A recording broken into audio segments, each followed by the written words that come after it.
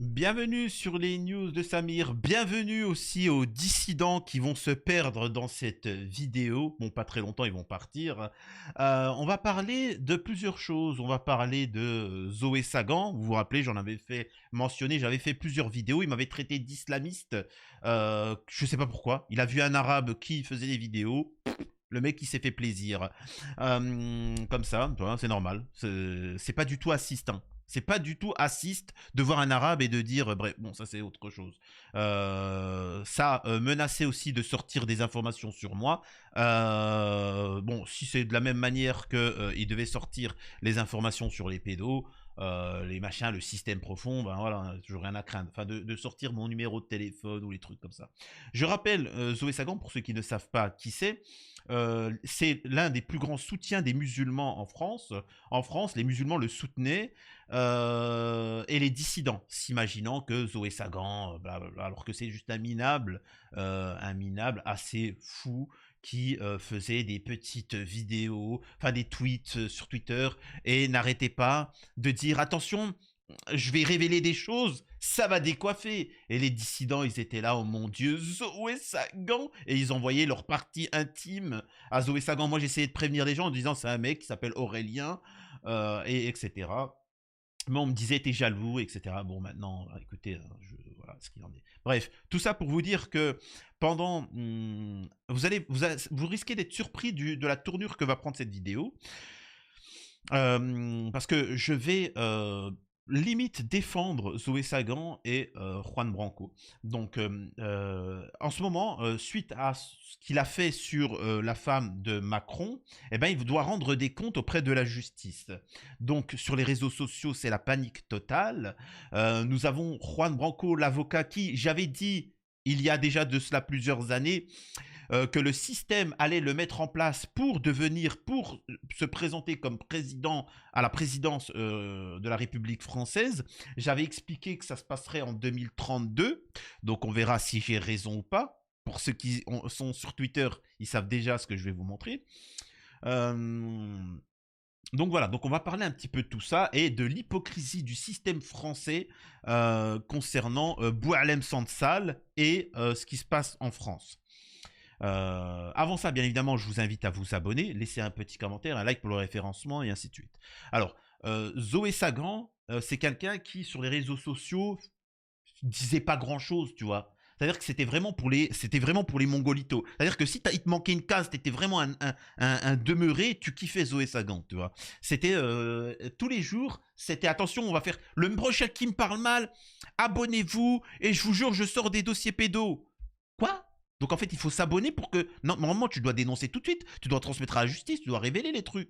Et en fait, c'était que ça. C'était que du truc. Et t'avais des gens qui étaient là. Heureusement que Zoé Sagan est là, parce qu'avant, je savais pas qu'il y avait des gens qui prenaient des... En fait, c'était vraiment le niveau très bas. Et nous, on avait débunké qui il était, Aurélien, mec raté, voilà, machin. Alors ensuite, il a révélé qui il était parce qu'il n'avait pas le choix, parce qu'il y avait une procédure judiciaire contre lui. Il y avait une procédure contre lui. Et il a fait des vidéos expliquant qu'il était juif, qu'il était ami du Mossad, mais que le Mossad voulait l'éliminer. Bref, en fait, c'est vraiment le mec complètement le clown, quoi. C'est vraiment un clown. Mais parce que c'est un clown, moi, je l'ai débunké en tant que clown en disant il dit pas grand chose. Moi, la critique que j'ai fait sur ce Aurélien, c'est il ne dit pas grand chose, il ne révèle rien. Il n'y a rien, c'est vide, c'est creux. Ça, c'est ma critique. J'ai pas dit qu'il fallait le mettre en tôle ou je sais pas quoi, comprenez-le bien. Moi, j'ai juste dit, bon, il dit pas de choses intéressantes. Moi je veux bien soutenir quelqu'un si il sort des trucs qu'on ne sait pas. Hein, tu vois, c'est. Voilà. Et au final, il faut savoir que toute cette dissidence qui, pendant 2 ans, ont mobilisé tout le monde sur la teub à Brigitte. Ouais, est-ce que Brigitte, elle a une... Et nous de dire, qu'est-ce qu'on s'en fiche? Ça ne vous regarde pas. Brigitte Macron, déjà, premièrement, mêle-toi de tes affaires. C'est les affaires de Brigitte. Si tu veux critiquer Macron, il n'y a pas de souci.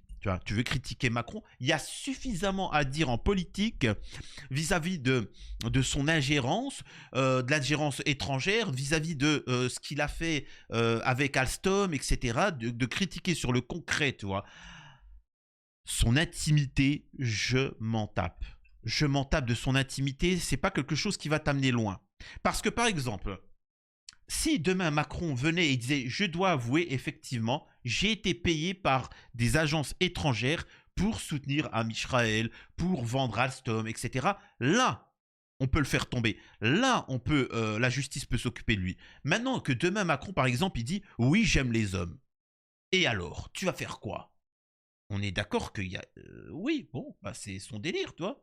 Qui veut le dire ou qui veut le pas dire, c'est son problème. Vous voyez ce que je veux dire? On a d'autres chats fouettés à l'heure actuelle de savoir son intimité. C'est pas un peu de respect, voyons. Rentrons dans le vif du sujet, s'il vous plaît. Donc bref, et maintenant, ils ont pendant des mois et des mois, tous les jours, ils n'ont pas arrêté de parler de ça. Au bout d'un moment, ils ont décidé, Macron a décidé de ramener ces gens devant la justice et de les condamner, point, tout simplement. Et ils vont devoir répondre de leurs actes. Et sur les médias, sur les réseaux sociaux, ils sont en train de paniquer. Oh mon Dieu, oh mon Dieu, oh mon Dieu. Les gars, si vous avez des preuves, amenez-les. Vous aviez tous des preuves, Juan Branco, machin là, Zoé Sagan, etc. Comme quoi que c'était tous des pédos, qu'on parle mal, et je vous jure, je vais tous sortir les dossiers. Eh ben vas-y, sors les dossiers maintenant. Il n'y a rien? Bah alors. Mais, j'ai bien dit ça c'est la période où je défonce, entre guillemets, Zoé Sagan, Aurélien, machin. Maintenant, c'est qu'un guignol d'internet.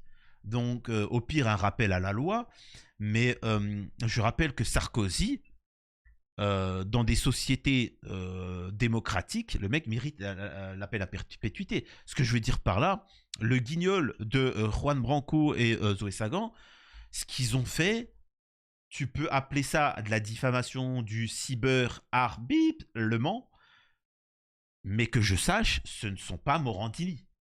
C'est pas Morandini qui a touché des mineurs. Morandini, il a eu du sursis. Donc, au pire, vous tombez sur Aurélien et Juan Branco, etc. Et on parle de sursis, mais c'est quand même infiniment plus grave. Enfin, ce que je veux dire par là, ne venez pas me dire que Zoé Sagan ou Juan Branco ou tous ces gens-là vont prendre plus. Ils vont prendre plus que Palmade, qui était complètement défoncé et qui a ôté la vie, qui a fracassé 3 vies humaines, plus ôté la vie d'une 4e. On est bien d'accord que c'est infiniment plus grave. Les autres, c'est des guignols d'internet, tu vois, pour demeurer. Mais bon, c'est la France. Et c'est là où tu vois la différence, où on a parlé. Regardez la différence. Zoé Sagan, c'est un ouf, c'est un guignol. Mais en attendant, je n'ai jamais entendu... Alors, on sait bien son côté sionnard, etc. Mais en attendant, il n'a pas dit les mêmes propos que Boualem Sansal. Il n'a pas fait du négationnisme. Et il n'a pas dit, je cite, en résumé, le problème, ce n'est pas les islamistes ou je sais pas quoi. Le problème, c'est les musulmans. Et donc, ils sont 2 milliards. En résumé, il faut géno 2 milliards d'êtres humains. Jusqu'alors, Juan Branco n'a pas dit cette chose-là, ni Aurélien. Et pourtant, la caste politico-médiatique dit qu'il faut libérer Sansal. On en parle, truc de la Commission européenne. Et là, pour un mec qui a juste fait des blagues bidons, et en fait, c'est plus les gens idiots qui l'ont suivi, enfin, c'est là, c'est le 2 poids 2 mesures de la France qui est assez exceptionnel. Nous avons ensuite, comme individu, qui fait partie de la bande, le fameux Juan Branco dissident, le fameux dissident Juan Branco, dissident du système, hein, bien évidemment, qui maintenant, je vous l'avais dit, voulait être président de la République et l'a annoncé. Qui c'est qui l'avait dit? C'est qui l'avait dit? Je vous avais dit à l'époque, il y a plus de 2 ans, Juan Branco va se lancer en politique, le système va le mettre en avant en 2032 et on y est. Alors là, il commence petit à petit à faire truquer la pilule, et qui c'est qui avait raison. Donc pensez à vous abonner. Donc comme vous pouvez le voir sur son profil, Juan Branco, pourquoi Juan Branco pourrait être un bon président en 2027? Donc on voit que déjà ils sont en train de mettre une posture de présidentiable. Attendez qu'on arrive. Marine Le Pen arriverait largement en tête, etc. Attendez qu'on arrive. Donc vous voyez bien que le système voit les candidats traditionnels s'essouffler. Et donc, ce Juan Branco précise bien qu'il arrive. Donc là, ça défend Zoé Sagan. Alors, il y a d'autres trucs. Hein. On y va ou on n'y va pas? Vous voyez ce qu'il met? On y va ou on n'y va pas? Alors, il y a aussi un autre profil. Voilà, ce soir, il dit on les chassera. Tu vois. Donc on va les chasser, on va prendre le pouvoir et ainsi de suite. Donc voilà, bon bref. Il y a un truc aussi qu'il faut comprendre. Il a déjà prévu quelques mesures. Il dit voilà, j'ai quelques mesures de prévues. Donc on voit bien que le système prévoit sur le long terme. Le problématique, c'est que quand on vous avertit, vous, il faut du direct. Alors, qu'est-ce qui se passe maintenant? C'est trop long. Et les gens que j'avertis, voilà, ils ont déjà oublié pour la plupart. Et c'est ça qui est dommage. Écoutez, le mieux qui en parle, c'est Stéphane Blais, feu Stéphane Blais, un camarade qui nous a quittés. Écoutez ce qu'il disait. Juan Branco. Voilà, vous savez évidemment qui c'est maintenant, puisque ce monsieur prétend parler au nom des Gilets jaunes. Enfin, il est même l'avocat de quelques-uns. Enfin, moi, je voulais faire un petit peu le point là-dessus, parce que ça manque pas de sel, comme on dit. Donc, ce monsieur Juan Branco, bon, soyons clairs, on commence par le début. C'est un agent infiltré, évidemment, de la franc-maçonnerie des hauts grades, qui est là pour vous la mettre bien profond. Bon, c'est tout à fait prouvable et c'est pas la théorie du complot. Vous allez voir le pédigré du gars, vous allez comprendre tout de suite. D'ailleurs, c'est un petit peu, moi je pensais pas parler de lui, mais c'est presque une réponse que je me sens un peu visé quand ce monsieur fait des vidéos ou passe à la télévision pour dénoncer les complotistes qui s'en prennent au Rothschild, à la franc-maçonnerie, etc. Donc, comme c'est évidemment ce que je fais, je considère presque ce que je suis en train de dire en ce moment comme une réponse à ce monsieur. Alors, voyons un peu le pédigré du gars, hein, parce que je pense pas que tout le monde soit au courant. Donc, d'abord, il prétend défendre les Gilets jaunes et combattre le système. Bon, c'est un ami d'Attali, déjà, et c'est prouvable, et depuis très longtemps. Le pédigré du gars, tenez-vous bien, il a été avocat de Mélenchon, il a été missionné par l'ONU, il a fait Normal Sup, il a fait Sciences Po au cabinet de Richard Descoings, il faut savoir qui est Richard Descoings. À 20 ans, il était officier de liaison du procureur de la Cour pénale internationale. À 22 ans, il a travaillé au ministère des Affaires étrangères. Il est journaliste au Monde diplomatique et aux Inrecuptibles. Il écrit pour Libération. En 2017, il a été candidat de Mélenchon aux législatives et il a eu le temps également et les moyens de créer son cabinet d'avocat. Voilà, donc je pense que déjà ça se suffit à soi-même. Alors pour ceux qui ne savent pas qui est Stéphane Blais, je vous invite à faire des recherches, c'est pas n'importe qui. Donc on voit bien que, encore une fois, c'est un candidat du système. C'est quelqu'un qui fait partie de ce système et qui vise à le faire perdurer. Bref, au-delà de ça, immédiatement, on a le système qui essaie quand même de faire tomber Juan Branco, en tout cas de le faire passer pour une victime. D'un seul coup, là, aujourd'hui, toutes les informations, il faut bien que vous compreniez une chose, tous ceux qui se lancent en politique ou dans les classes dans la classe politico-médiatique, ils ont tous des dossiers au HUC et qui fait que s'ils dérangent trop, les affaires, justement, elles peuvent tomber, tu vois. Donc c'est pour ça que si vous n'avez rien, vous ne serez jamais mis en avant, parce qu'entre guillemets, vous auriez la parole libre. Juan Branco accusé de bip et bip, j'ai esquivé ses baisers, puis il a commencé à vriller. Libération a recueilli pour la première fois le témoignage de 4 femmes qui dénoncent des bips commises par l'avocat entre 2017 et 2021. Un dossier singulier puisque le conseil de 35 ans, triplement mis en examen, a ensuite humilié et intimidé les plaignantes sur Internet. Sacré Juan Branco. Alors, attendez. Il y a eu d'abord les faits traumatiques, qualifiés aujourd'hui de bip ou de bip par la justice. Ensuite, l'humiliation à grand renfort de tweets qui jettent la dignité et l'intimité de celles qui l'accusent en pâture. Ces derniers mois, Libération a pu s'entretenir avec 3 plaignantes au cœur de la procédure pénale visant l'avocat polémiste Juan Branco et qui lui vaut d'avoir été triplement mis en examen Une première fois en novembre 2021, 2 fois en juin 2023. 2 d'entre elles, dont les récits décrivent des bips, s'expriment pour la première fois. Une 4e femme a accepté de nous rencontrer. Elle accuse également de bip, mais ne souhaite pas pour le moment saisir la justice. La spécificité de cette affaire, inédite en matière de bip, tient à la double peine vécue par celles qui ont témoigné et sur lesquelles Juan Branco, 35 ans, s'est ensuite défoulé. Le 4 juin 2023, plusieurs d'entre elles assistent sidérées et impuissantes à la publication de photos dénudées, d'extraits de leurs procès-verbaux d'audition, le tout enrobé de propos insultants sur le compte X de l'avocat. Sans réaction des modérateurs malgré de multiples signalements, etc. Et ça, vous avez pu voir le cas avec cette petite bande qui font. J'attends de voir. D'ailleurs, Juan Branco et Zoé Sagan, les dissidents, sur l'affaire à Gaza, ils se sont tus. Ils ne se sont pas exprimés. J'ai bien dit que le moment où ça commençait à chauffer. Juste quand ça commençait, vraiment les gens disaient mais vous êtes bizarre hein, pour des dissidents de ne pas dénoncer ça. Là vraiment ils ont décidé de réagir et de se dire bon voilà là on est en train d'être grillé. Ensuite ils ont fait un petit commentaire bidon, mais en fait voilà ça les dérange pas. Et moi c'est ce que je dénonce beaucoup avec par exemple ceux qui utilisent. Vous savez, moi, c'est ce que je dénonce en politique, c'est les opportunistes. Comme je dénonce les pro-palestiniens opportunistes, ceci ou cela, tu vois. Et donc, écoutez cette story de Juan Branco qui a été enregistrée. Écoutez-le, c'est juste phénoménal ce qu'il dit.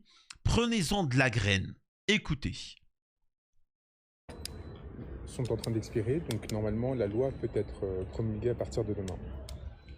Et... Oui, alors c'est une question qu'on me pose. Il y a quelqu'un qui vient de lui écrire « On veut vous entendre plus sur la Palestine ». Écoutez ce qu'il va dire. Beaucoup. On a beaucoup travaillé dessus. On a beaucoup communiqué dessus à des moments effectifs. Après, à des moments où, en fait, où on sentait qu'on pouvait peser. On n'est pas, par contre, dans un discours empathique qui cherche à créer du like et du following. On n'est pas dans un discours empathique où on cherche à avoir du like, etc.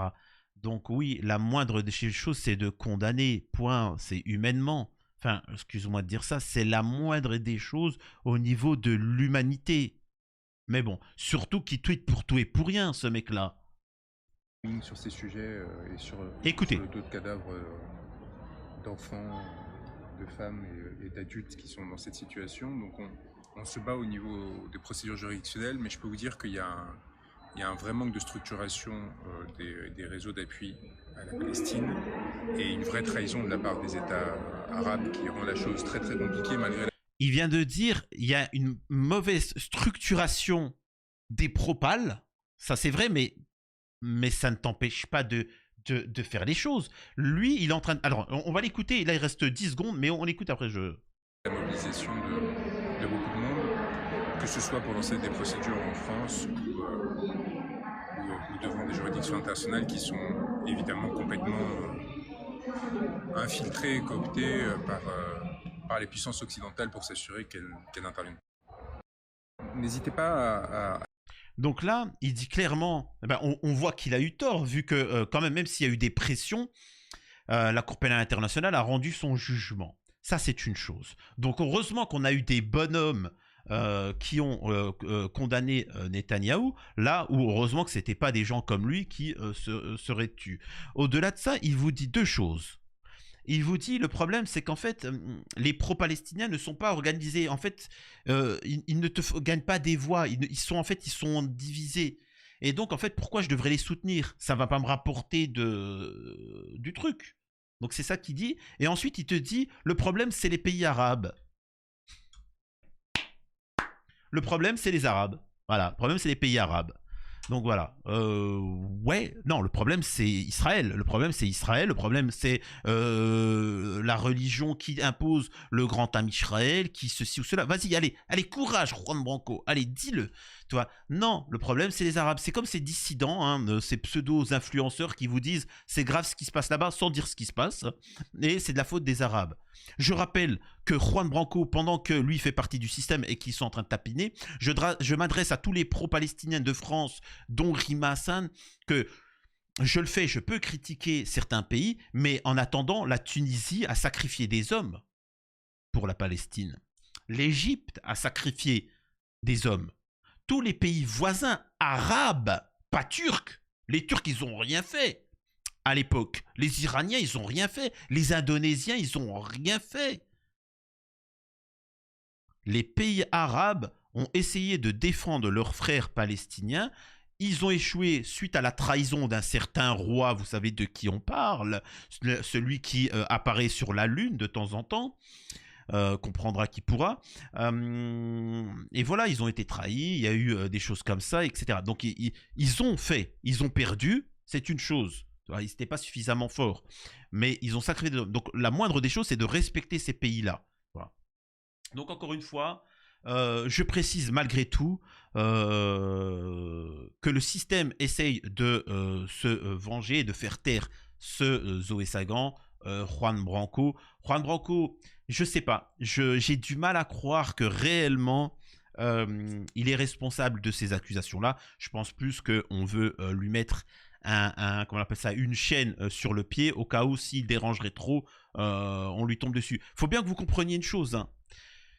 Tous ceux qui font de la politique ou sont dans les médias ont des dossiers au HUC, ou même s'ils n'en ont pas, eh ben on en invente. C'est-à-dire que peu importe, hein, c'est-à-dire que peu importe, c'est faux. L'important, c'est de le salir et ainsi de suite. Donc voilà ce qu'il en est. Et tout ça, c'était pour vous tenir un petit peu au jour de l'hypocrisie de la caste politico-médiatique concernant Boualem Sansal et des petits guignols. Et ainsi de suite, et de vous mettre en garde concernant le système qui veut mettre en avant ce Juan Branco. Dites-moi ce que vous en pensez. À la prochaine sur les news de Samir.